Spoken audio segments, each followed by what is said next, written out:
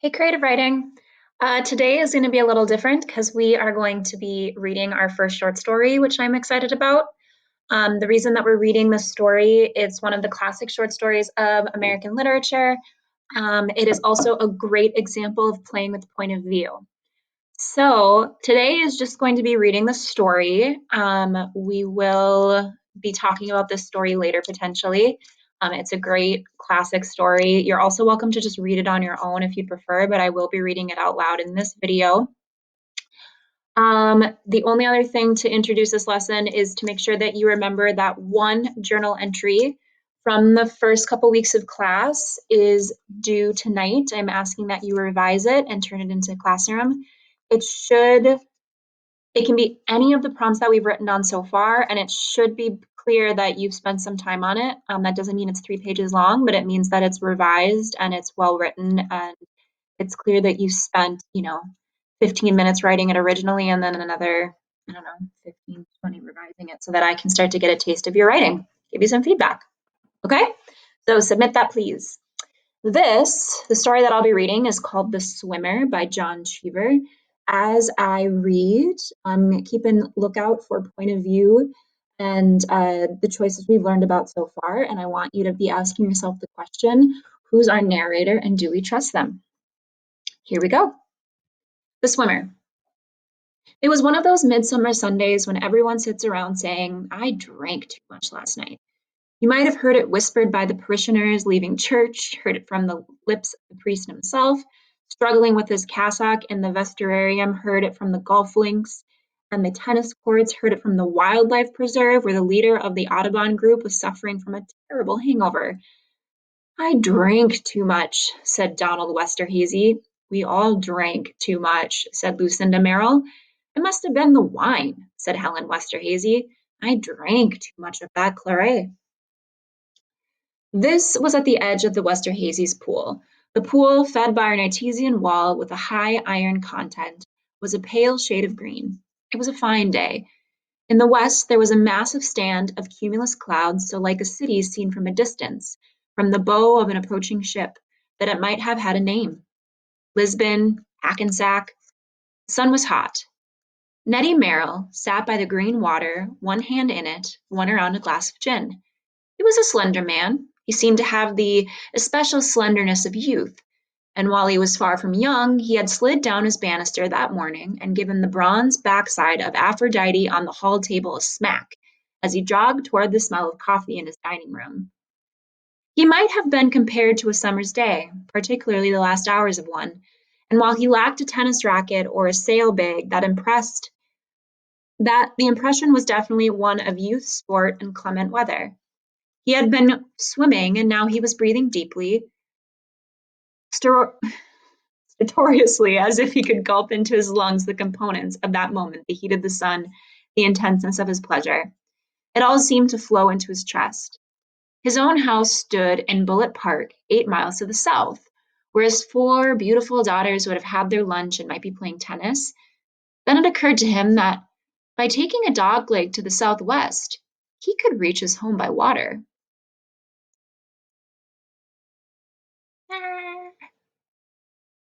His life was not confining, and the delight he took in this observation could not be explained by its suggestion of escape. He seemed to see with a cartographer's eye that string of swimming pools, that quasi-subterranean stream that curved across the country. He had made a discovery, a contribution to modern geography. He would name the stream Lucinda after his wife. He was not a practical joker, nor was he a fool, but he was determinedly original and had a vague and modest idea of himself as a legendary figure. The day was beautiful, and it seemed to him that a long swim might enlarge and celebrate its beauty. He took off a sweater that was hung over his shoulders and dove in. He had an inexplicable contempt for men who did not hurl themselves into pools. He swam a choppy crawl, breathing either with every stroke or every fourth stroke, and counting somewhere well in the back of his mind the 1-2-1-2 of a flutter kit. It was not a serviceable stroke for long distances, but the domestication of swimming had saddled the sport with some customs, and in his part of the world a crawl was customary. To be embraced and sustained by the light green water was less a pleasure. it seemed, than the resumption of a natural condition. And he would not have liked to swim without trunks, or he would have liked to swim without trunks, but this was not possible considering his project. He hoisted himself up on the far curb, he never used the ladder, and started across the lawn. When Lucinda asked where he was going, he said he was going to swim home. The only maps and charts he had to go by were remembered or imaginary, but these were clear enough. First, there were the Grahams, the Hammers, the Lears, the Howlands, and the Crosscups. He would cross Ditmar Street to the Bunkers and come after a short portage to the Levies, the Welchers, and the public pool in Lancaster. Then there was the Hallorans, the Sashes, the Biswangers, Shirley Adams, the Gilmartins, and the Clydes. The day was lovely, and that he lived in a world so generously supplied with water seemed like a clemency, a beneficence. His heart was high, and he ran across the grass. Making his way home by an uncommon route gave him the feeling that he was a pilgrim, an explorer, a man with a destiny, and he knew that he would find friends all along the way, friends who would line the banks of the Lucinda River. He went through a hedge that separated the Westerhazy's land from the Grahams, walked under some flowering apple trees, passed the shed that housed their pump and filter, and came out at the Grahams' pool. "Why, Nettie," Mrs. Graham said, "what a marvelous surprise! I've been trying to get you on the phone all morning. Here, let me get you a drink." He saw then, like any explorer, that the hospitable customs and traditions of the natives would have to be handled with diplomacy if he was ever going to reach his destination. He did not want to mystify or seem rude to the Grahams, nor did he have the time to linger there. He swam the length of their pool and joined them in the sun, and was rescued a few minutes later by the arrival of 2 carloads of friends from Connecticut. During the uproarious reunions, he was able to sleep. He went down by the front of the Grahams' house, stepped over a thorny hedge, and crossed a vacant lot to the Hammers. Mrs. Hammer, looking up from her roses, saw him swim by, although she wasn't quite sure who it was. The Lears heard him splashing past the open windows of their living room. The Howlands and Crosscups were away. After leaving the Howlands, he crossed Ditmar Street and started for the Bunkers, where he could hear, even at the distance, the noise of a party. The water refracted the sound of voices and laughter and seemed to suspend it in midair. The Bunkers pool was on a rise, and he climbed some stairs to a terrace where 25 or 30 men and women were drinking. The only person in the water was Rusty Towers, who floated there on a rubber raft. Oh, how bonny and lush were the banks of the Lucinda River! Prosperous men and women gathered by the sapphire-colored waters, while caterers' men in white coats passed them cold gin. Overhead, a red de Havilland trainer was circling around and around and around in the sky with something like the glee of a child in a swing. Ned felt a passing affection for the scene, a tenderness for the gathering, as if it was something he might touch. In the distance, he heard thunder. As soon as Enid Bunker saw him, she began to scream. "Oh, look who's here! What a marvelous surprise!" When Lucinda said that you couldn't come, I thought I'd die. She made her way to him through the crowd, and when they had finished kissing, she led him to the bar, a progress that was slowed by the fact that he stopped to kiss 8 or 10 other women and shake the hands of as many men. A smiling bartender he had seen at 100 parties gave him a gin and tonic, and he stood by the bar for a moment, anxious not to get stuck in any conversation that would delay his voyage. So pausing. So far what we have here is we've got Ned traveling home, which is 8 miles, using swimming pools, the Lucinda River. Notice that every time he stops at a party, what does he do? He has a drink, another gin and tonic. So far, so good, but something to pay attention to. Little details like that reveal our narrator and who they are and what they value. When he seemed about to be surrounded, he dove in and swam close to the side to avoid colliding with Rusty's raft. At the far end of the pool, he bypassed the Tomlinsons with a broad smile and jogged up the garden path. The gravel cut his feet, but this was the only unpleasantness. The party was confined to the pool, and as he went toward the house, he heard the brilliant, watery sounds of voices fade, heard the noise of a radio from the Bunker's kitchen where someone was listening to a ball game, Sunday afternoon. He had made his way through the parked cars and down the grassy border of their driveway to Alewives Lane. He did not want to be seen on the road in his bathing trunks, but there was no traffic, and he made the short distance to the levee's driveway, marked with a private property sign and a green tube for the New York Times. All the doors and windows of the big house were open, but there were no signs of life, not even a dog barked. He went around the side of the house to the pool and saw that the levees had only recently left. Glasses and bottles and dishes of nuts were on the table at the deep end, where there was a bathhouse or gazebo hung with Japanese lanterns. After swimming the pool, he got himself a glass and poured a drink. It was his fourth or fifth drink, and he had swum nearly half the length of the Lucinda River. He felt tired, clean, and pleased at the moment to be alone, pleased with everything. It would storm. The stand of cumulus cloud, that city had risen and darkened, and while he sat there, he heard the percussiveness of thunder again. The de Havilland trainer was still circling overhead, and it seemed to Ned that he could almost hear the pilot laugh with pleasure in the afternoon. But when there was another peal of thunder, he took off for home. A train whistle blew, and he wondered what time it had gotten to be. 4? 5? He thought of the provincial station at the hour where a waiter, his tuxedo concealed by a raincoat, a dwarf with some flowers wrapped in newspaper, and a woman who had been crying would be waiting for the local. It was suddenly growing dark. It was that moment when the pin-headed birds seemed to organize their song into some acute and knowledgeable recognition of the storm's approach. Then there was a fine noise of rushing water from the crown of an oak at his back, as if a spigot there had been turned. Then the noise of fountains came from the crowns of all the tall trees.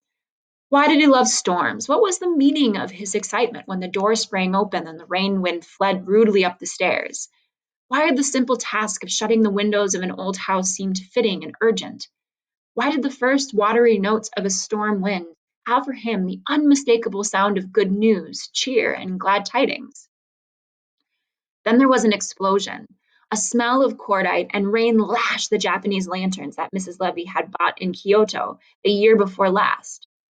Or was it the year before that? He stayed in the Levy's gazebo until the storm had passed. The rain had cooled the air and he shivered. The force of the wind had stripped a maple of its red and yellow leaves and scattered them over the grass and the water. Since it was midsummer, the tree must be blighted. And yet he felt a peculiar sadness at this sign of autumn. He braced his shoulders, emptied his glass, and started for the Welchers' pool. This meant crossing the Linleys' riding ring, and he was surprised to find it overgrown with grass and all the jumps dismantled. He wondered if the Linleys had sold their horses or gone away for the summer and put them out to board. He seemed to remember having heard something about the Linleys and their horses, but the memory was unclear. On he went, barefoot through the wet grass to the Welchers', where he found their pool was dry. So now we're starting to get details that are changing our point of view, what's happening, what reality is. Pay attention to those. This breach in the chain of water disappointed him absurdly, and he felt like some explorer who seeks a torrential headwater and finds a dead stream.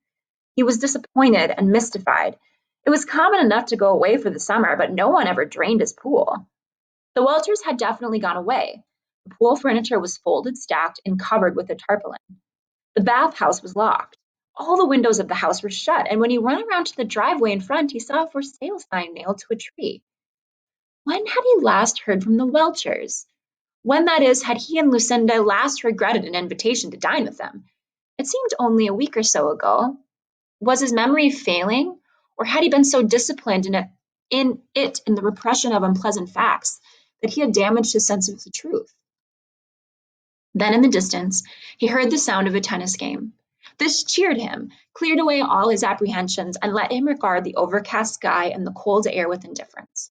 This was the day that Nettie Merrill swam across the country. That was the day. He started off then for his most difficult portage.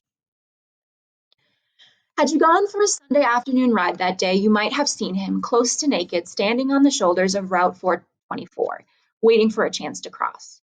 You might have wondered if he was the victim of foul play. Had his car broken down, or was he merely a fool? Standing barefoot in the deposits of the highway, beer cans, rags, and blowout patches, exposed to all kinds of ridicule, he seemed pitiful. He had known when he started that this was the part of the journey. It had been in the maps.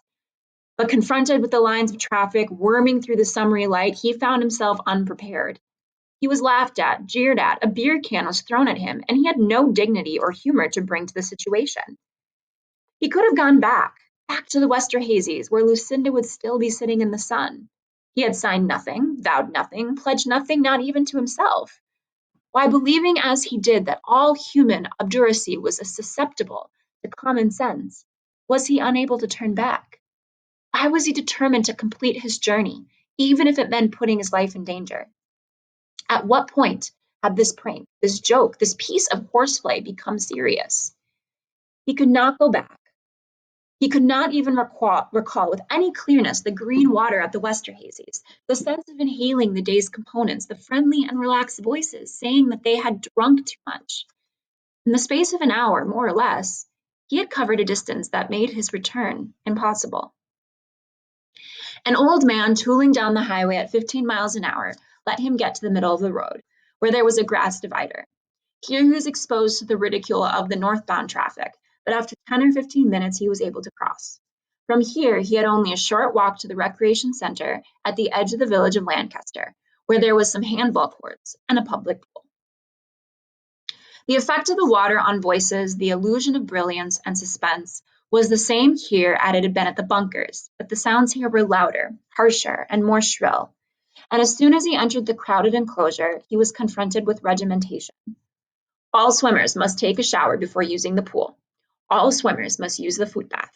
All swimmers must wear their identification discs. He took a shower, washed his feet in a cloudy and bitter solution, and made his way to the edge of the water. It stank of chlorine and looked to him like a sink.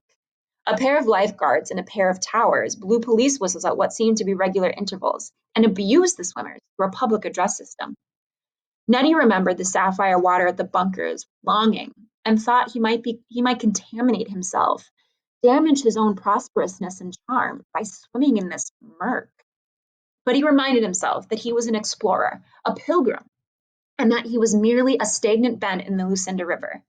He dove, scowling with distaste, into the chlorine and had to swim with his head above water to avoid collisions. But even so, he was bumped back. He was bumped into, splashed, and jostled. When he got to the shallow end, both lifeguards were shouting at him. Hey, you with the identification disc, get out of the water.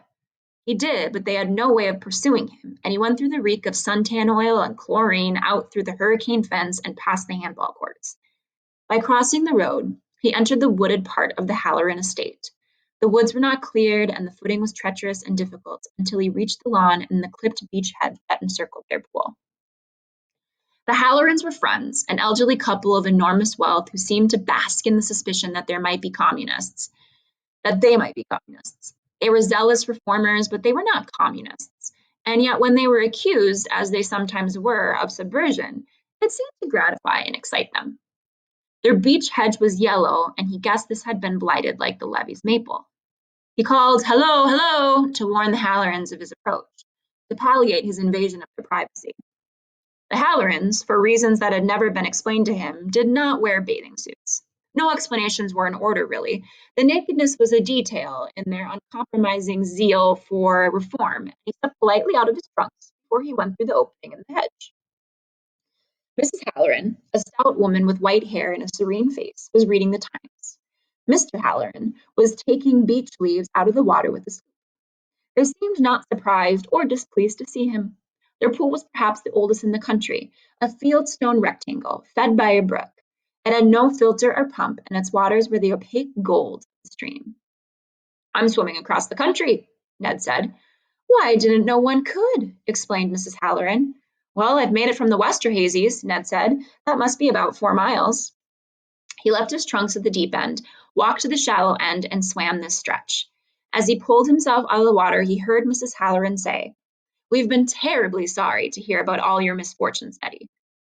"My misfortunes?" Ned asked. "I don't know what you mean." "Why, we heard that you'd sold the house and that your poor children—" "I don't recall having sold the house," Ned said. "And the girls are at home." "Yes," Mrs. Halloran sighed. "Yes." Her voice filled the air with an unseasonable melancholy, and Ned spoke briskly. "Thank you for the swim." "Well, have a nice trip," said Mrs. Halloran. Beyond the hedge, he pulled on his trunks and fastened them. They were loose, and he wondered if, during the space of an afternoon, he could have lost some weight. He was cold, and he was tired, and the naked Hallorans and their dark water had depressed him. The swim was too much for his strength, but how could he have guessed this, sliding down the banister that morning and sitting in the western hazy sun? His arms were lame, his legs felt rubbery and ached at the joints. The worst of it was the cold in his bones and the feeling that he might never be warm again.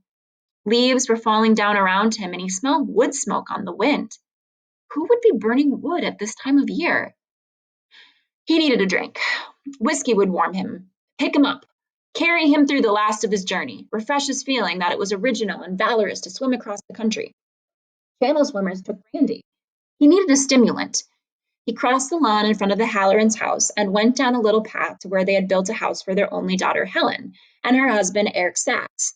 The Sachs' pool was small, and he found Helen and her husband there. "Oh, Nettie," Helen said, "did you lunch at Mother's?" "Not really," Ned said. "I did stop to see your parents." This seemed to be explanation enough.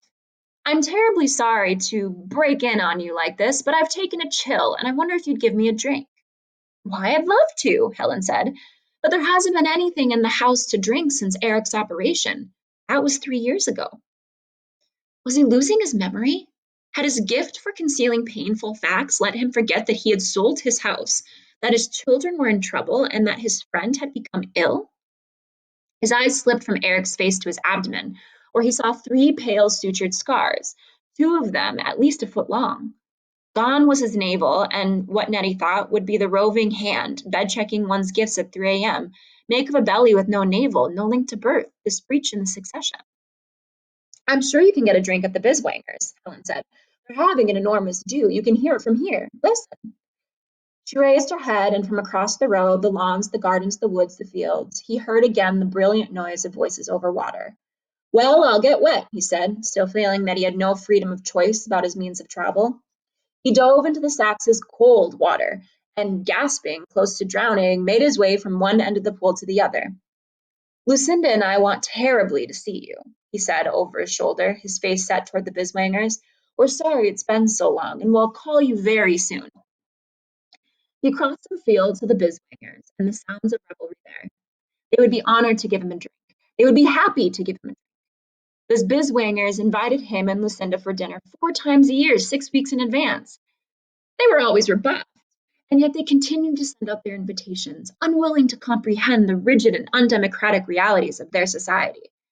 They were the sort of people who discussed the price of things at cocktails, exchanged market tips during dinner, and after dinner told dirty stories to mixed company. They did not belong to Nettie's set. They were not even on Lucinda's Christmas card list. He went toward their pool with feelings of indifference, charity, and some unease, since it seemed to be getting dark and these were the longest days of the year. The party, when he joined it, was noisy and large. Grace Biswanger was the kind of hostess who asked the optometrist, the veterinarian, the real estate dealer, and the dentist. No one was swimming, and the twilight, reflected on the water of the pool, had a wintry gleam. There was a bar, and he started for this. When Grace Biswanger saw him, she came toward him, not affectionately, as every right to expect, but bellicosely. "Why, this party has everything," she said loudly, "including a gatecrasher." She could not deal him a social blow. There was no question about this, and he did not flinch. "As a gatecrasher," he asked politely, "do I rate a drink?" "Suit yourself," she said. "You don't seem to pay much attention to invitations." She turned her back on him and joined some guests, and he went to the bar and ordered a whiskey. The bartender served him, but he served him rudely. He was in a world in which the caterer's men kept the social score, and to be rebuffed by a part-time barkeep meant that he had suffered some loss of social esteem. Or perhaps the man was new and uninformed. Then he heard Grace at his back say, "They went for broke overnight, nothing but income. And he showed up drunk one Sunday and asked us to loan him $5,000. She was always talking about money. It was worse than eating your peas off a knife. He dove into the pool, swam its length, and went away. The next pool on his list, the last but 2, belonged to his old mistress, Shirley Adams. If he had suffered any injuries at the Biswangers, they would be cured here. Love, sexual roughhouse in fact, was the supreme elixir, the painkiller, the brightly colored pill that would put the string back into his step, the joy of life in his heart. They had had an affair last week, last month, last year. He couldn't remember. It was he who had broken it off. But he was the upper hand, and he stepped through the gate of the wall that surrounded her pool with nothing so considered as self-confidence. It seemed in a way to be his pool, as the lover, particularly the illicit lover, enjoys the possessions of his mistress with an authority unknown to holy matrimony. She was there, her hair the color of brass, but her figure at the edge of the lighted cerulean water excited in him no profound memories. It had been, he thought, a light-hearted affair, although she had wept when he broke it off. She seemed confused to see him, and he wondered if she was still wounded. Would she, God forbid, weep again? What do you want? She asked. I'm swimming across the country. Good Christ, will you ever grow up? What's the matter? If you've come here for money, she said, I won't give you another cent. You could give me a drink. I could, but I won't. I'm not alone. Well, I'm on my way. He dove in and swam the pool, but when he tried to haul himself up onto the curb, he found that the strength in his arms and shoulders had gone, and he paddled to the ladder and climbed out. Looking over his shoulder, he saw in the lighted bathhouse a young man. Going out onto the dark lawn, he smelled chrysanthemums of marigold, some stubborn autumnal fragrance on the night air, strong as gas. Looking overhead, he saw that the stars had come out, but why should he seem to see Andromeda, Cepheus, and Cassiopeia? What had become of the constellations of midsummer? He began to cry. It was probably the first time in his adult life that he had ever cried, certainly the first time in his life that he had ever felt so miserable, cold, tired, and bewildered. He could not understand the rudeness of the caterer's barkeep, or the rudeness of a mistress who had come to him on her knees and showered his trousers with tears.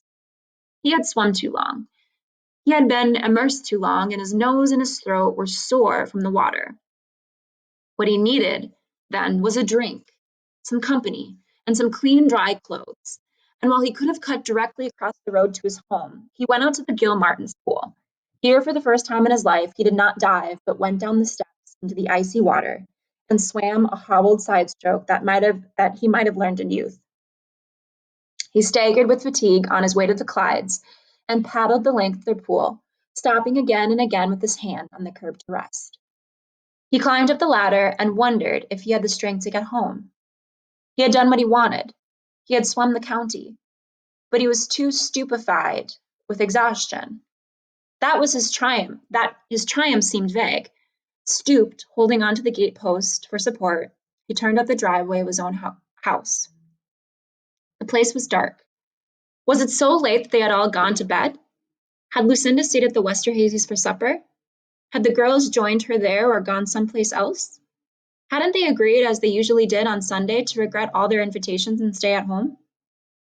He tried the garage doors to see what cars were in, but the doors were locked and rust came off the handles onto his hands. Going toward the house, he saw that the force of the thunderstorm had knocked one of the rain gutters loose. It hung down over the front door like an umbrella rib, but it could be fixed in the morning. The house was locked, and he thought that the stupid cook or the stupid maid must have locked the place up until he remembered that it had been some time since they had employed a maid or a cook. He shouted, pounded on the door, tried to force it with his shoulder, and then, looking at it in the windows, saw the place was empty.